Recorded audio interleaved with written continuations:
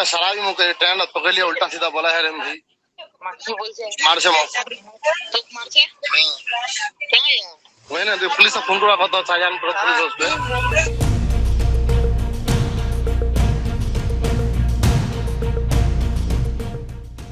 आखिरी कॉल, मदद की गुहार और कुछ ही घंटों बाद रेलवे ट्रैक के किनारे मिली लाश।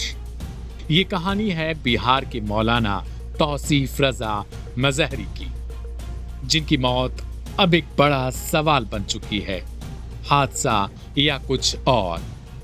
बरेली रेलवे स्टेशन के पास संदिग्ध हालात में उनका शव बरामद किया गया और जैसे ही ये खबर सामने आई, मामला सीधा सादा नहीं रहा, क्योंकि इससे पहले जो हुआ उसने पूरी कहानी बदल दी थी। मौलाना तौसीफ रजा बरेली शरीफ में ताजशरिया के सालाना उर्स में शामिल होने आए थे। कार्यक्रम खत्म होने के बाद वो ट्रेन से मुरादाबाद के अमरोहा लौट रहे थे, जहां वो एक मस्जिद में इमामत करते थे। सब कुछ सामान्य था, लेकिन ट्रेन के सफर के दौरान ही उनकी जिंदगी का सबसे खौफनाक पल शुरू हुआ। बताया जा रहा है कि इसी दौरान उन्होंने अपनी पत्नी को फोन किया और वही कॉल अब इस केस की सबसे अहम कड़ी बन चुकी है।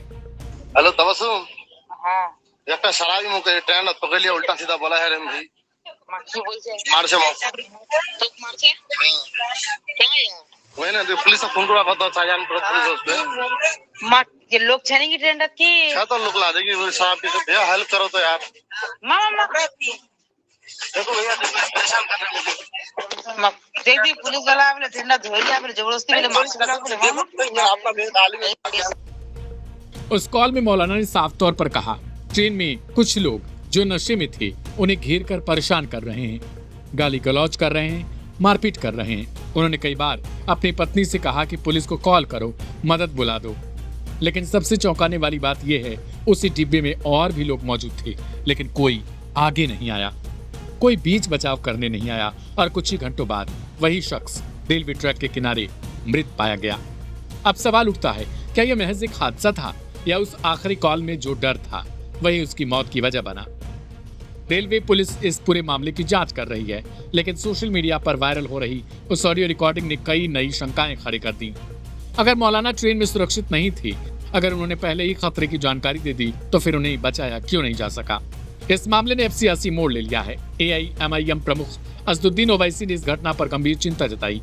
उन्होंने रेल मंत्री अश्विनी वैष्णव से मांग की कि इस पूरे मामले की निष्पक्ष जांच हो और दोषियों के खिलाफ सख्त कार्रवाई की जाए।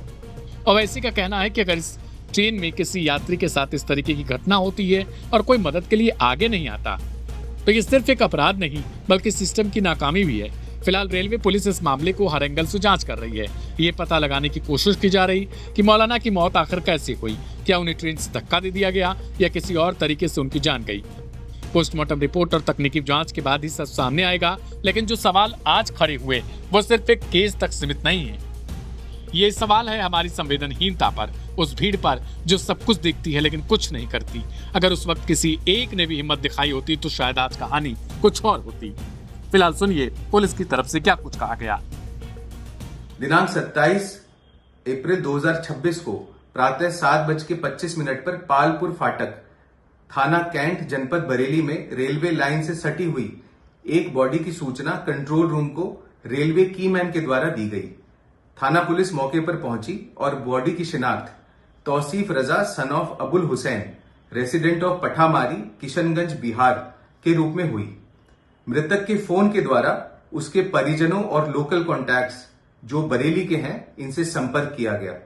पंचायतनामे की कार्रवाई के उपरांत पोस्टमार्टम भी कराया गया। परिजनों को बॉडी सुपुर्द की गई। जब परिजन किशनगंज से आए तब तक परिजनों को ट्रेन से गिरकर एक्सीडेंट लग रहा था, किंतु आज परिजनों द्वारा ट्रेन में मृतक के साथ मारपीट की आशंका जताई जा रही है। हमारे द्वारा परिजनों जो कि किशनगंज बिहार में रहते हैं उनसे वार्ता की गई है और तहरीर प्राप्त होने पर आवश्यक विधिक कार्रवाई सुनिश्चित किए जाने हेतु उनको अवगत कराया गया है।